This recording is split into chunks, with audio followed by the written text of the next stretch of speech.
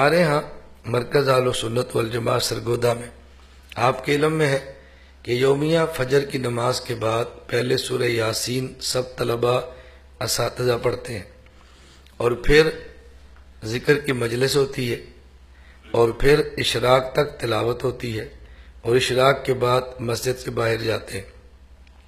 میں اس پہ جس حد تک اللہ کا شکر ادا کروں کم ہے۔ میری معلومات کی حد تک پوری دنیا میں واحد مرکز اہل سنت والجماعت یہ ادارہ ہے جہاں فجر کے بعد سورہ یاسین، پھر مجلس ذکر اور اشراق تک تلاوت طلباء اور اساتذہ سارے اکٹھے بیٹھ کے مسجد میں کرتے ہوں۔ یہ واحد ادارہ ہے، میرے علم میں پوری دنیا میں اور کوئی ادارہ نہیں۔ یہ چھوٹی سی بات نہیں ہے، میں جتنا گھوم کر دیکھوں اساتذہ اور طلباء سارے بیٹھ کے اشراق تک تلاوت کریں، یہ میرے علم میں واحد مدرسہ ہے۔ اور میں کل صبح طلباء سے کہہ رہا تھا، جو طالب علم یہاں پڑھے گا اور اولا سے لے کر دورے تک 8 سال اشراق تک تلاوت اور ذکر کرتا رہا، اس کو آج سمجھ نہیں آئے گی، یہ جب 40 سال سے گزرے گا اس کو پھر سمجھ آئے گی کہ ہم نے 8 سال میں ذکر کیا، اس سے ملا کیا ہے۔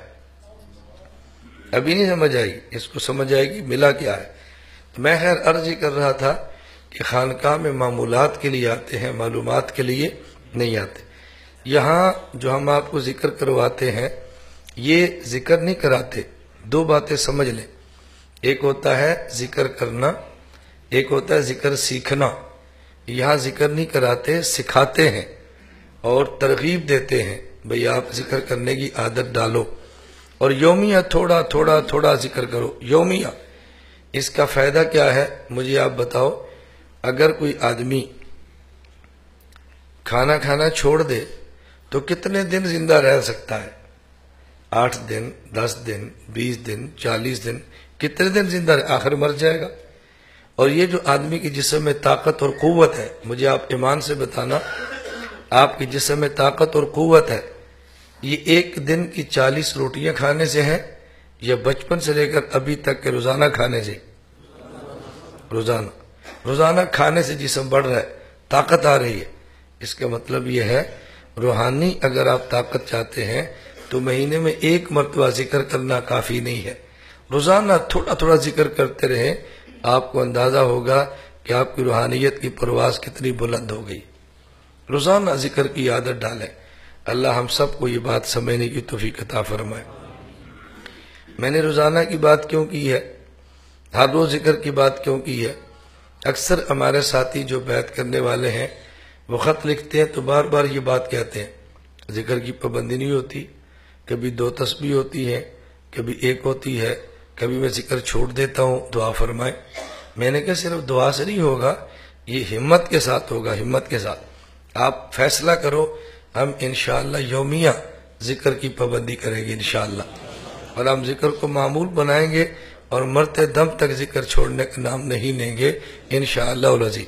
یہ مسلسل کتنا ضروری ہے، قرآن کریم کی میں نے آیت پڑھی بات سمجھانے کے لیے، الا بذکر اللہ تطمئن القلوب، یہ بات سمجھنا، الا بذکر اللہ تطمئن القلوب۔ یہاں جو با ہے توجہ رکھنا، یہاں جو با ہے الا بذکر اللہ، یہ با بمعنی فی ہے، با بمعنی فی ہے۔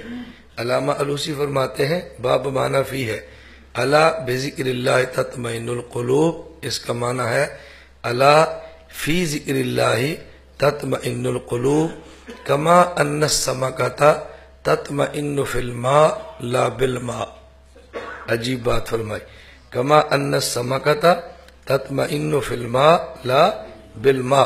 فرماتے جس طرح مچھلی پانی میں رہے تو سکون پاتی ہے، پانی پر رہے تو سکون نہیں ملتا، ذکر میں دل رہے تو ذکر میں اطمینان آتا ہے، ذکر کے ساتھ دل رہے اطمینان نہیں آتا۔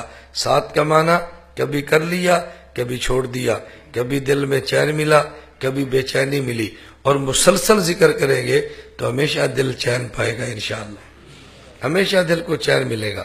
تو دعا فرمائیں اللہ تعالی ہمارے قلوب کو اپنے ذکر مبارک کی لذت سے آشنا فرما دے، اللہ اپنے ذکر کی حلاوت عطا فرمائے، اللہ تعالی ذکر کی مٹھاس عطا فرمائے، اللہ مجھے بھی دے، اللہ آپ کو بھی دے، اللہ آپ کی برکت سے ہم سب کو عطا فرما دے۔